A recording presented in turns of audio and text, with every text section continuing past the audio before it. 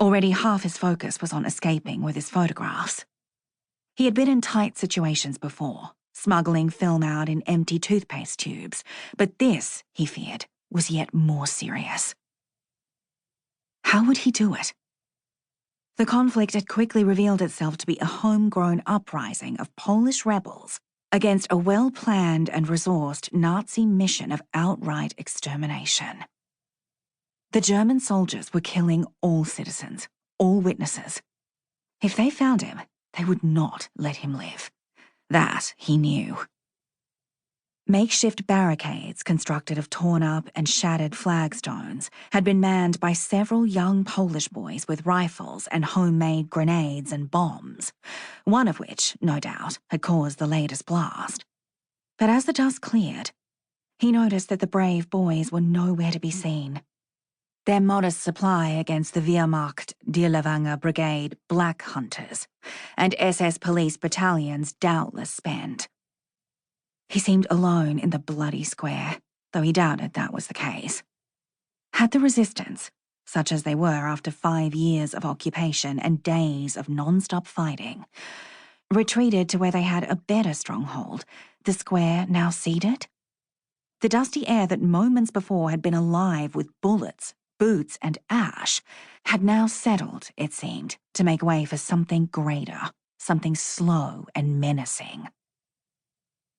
He heard the heavy crunch of tracks moving over the ground and knew instantly what it was. There was shouting in German, but he could not make out the words. From somewhere came a woman's screams, disturbingly urgent and clear in the temporary quiet. A new rumbling grew louder. Something was coming. A German tank moved into the square, gun first. It was a mighty Tiger II, weighing nearly 70 tons, moving right into the line of sight of his Argus camera. The massive machine, with its brutal gun turret, thundered steadily into the square, toward the makeshift barricades, lumbering inelegantly over each bump like a great impenetrable beast, crushing everything in its path. No barricade would be equal to it. He pushed his back into the dusty building again, and his shutter clicked again. He brought the camera down from his face. No, he was not mistaken. There was something hanging on the front of the tank, something tied there.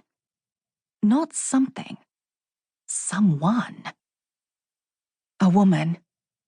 It was her screams he had heard.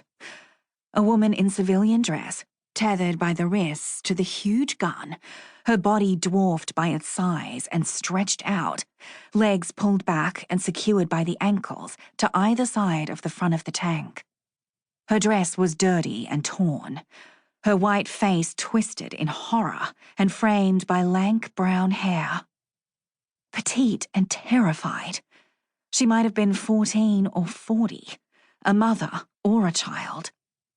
All he saw was primal terror in her large, dark eyes. Again, her screams filled the square, far above the din of the tank's infernal rumbling. The sound proved too much.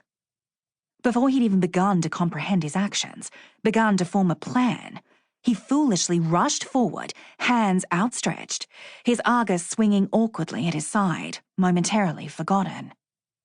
He crossed the square in seconds and leaped onto the front of the massive, slow-moving monolith, which would not pause for him, not for anyone save its master at the helm. Caught in a kind of temporary madness, he tore at the ropes that bound the struggling woman with a singular focus. Once he had freed her left ankle, she twisted in place and gestured to her other ankle. "Tamten!" she shouted in Polish. "That one!" He had to get the other next, or she could fall face first before the tank and be crushed under it. He tore at the binds and heard the great hull opening, a soldier shouting. There was no time. The soldier was climbing out and reaching for his pistol.